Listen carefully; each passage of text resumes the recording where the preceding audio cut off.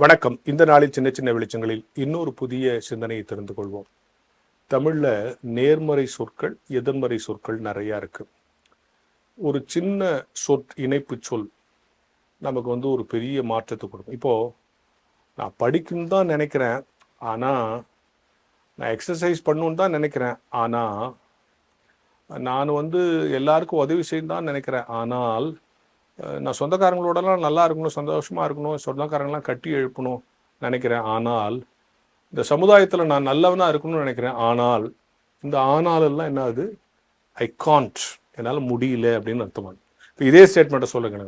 நான் நல்லா படிக்கணும்னு நினைக்கிறேன், அதனால நான் நல்லா சம்பாதிக்கணும்னு நினைக்கிறேன், அதனால நான் எக்ஸசைஸ் பண்ணணும்னு நினைக்கிறேன், அதனால நான் சொந்தக்காரங்களோட நல்லா இருக்கணும்னு நினைக்கிறேன், அதனால நான் இந்த சமுதாயத்துக்கு நிறைய நல்லது செய்யணும்னு நினைக்கிறேன், அதனால இப்போ இதெல்லாம் அதனால நான் இதெல்லாம் செய்கிறேன். இப்போ ஆனால் என்பதற்கும் அதனால் என்பதற்கும் எவ்வளோ வித்தியாசம் பார்த்தீங்களா?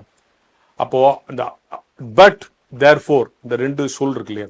அதனால், அதனால், ஆகையால் நான் இப்படி இருக்கிறேன். அப்போ இந்த ஆனால்னு வந்துட்டாலே ஒரு சுணக்கம் வந்துடும். அந்த சென்டென்ஸ் அதுக்கப்புறம் அப்படியே மறைஞ்சு போயிடும், செத்து போயிடும். அப்போ ஆனால், நான் என்னால் படிக்க முடியும், ஆனா அப்படிங்கனாலே அந்த ஆனாலுக்கு பின்னால் நிறைய காரணம் நின்றுடும். படிக்க முடியும், அதனால எத்தனை காரணம் வந்தாலும் அதை நான் மீறி படிச்சிடுவேன், இப்படி சொல்லி பாருங்க. இப்போ ஆனால் அதனாலுங்கிற சொல்ல கேஷுவலாக நம்ம பயன்படுத்திட்டு இருக்கோம். சின்ன சின்ன வெளிச்சம் சொல்லணும்னு நினைக்கிறேன், ஆனால் ரொம்ப கஷ்டமாக இருக்குன்னா சின்ன சின்ன வெளிச்சமே சொல்ல முடியாது. எப்படியாவது நான் படித்ததெல்லாம் அந்த சமுதாயத்துக்கு சொல்லணும்னு நினைக்கிறேன், அதனால் எல்லா தடைகளையும் எல்லா நேரத்தையும் ஒதுக்கி ஒடியாரும். அந்த ஆனாலுக்கும் அதனாலுக்கும் எவ்வளோ ஒரு வித்தியாசம் இருக்குல்ல? எனவே நீங்கள் அடிக்கடி ஆனால் பயன்படுத்தாதீர்கள், அதனால் பயன்படுத்துங்கள். எதனால்? ஆனால் உங்களுடைய லட்சியத்தை சோர்வடைய செய்யும், அதனால் உங்கள் லட்சியத்தை இன்னும் வீரியமடைய செய்யும். ஆனால் ஆனால் என்று சொன்னால் அங்கே நாம் தேங்கி விடுகிறோம், அதனால் அதனால் என்று சொன்னால் அங்கே நாம் ஜெயித்து விடுகிறோம். எனவே தொடர்ந்து இந்த விஷயத்தை உங்களோடு நான் சொல்லிக் கொண்டிருப்பேன்.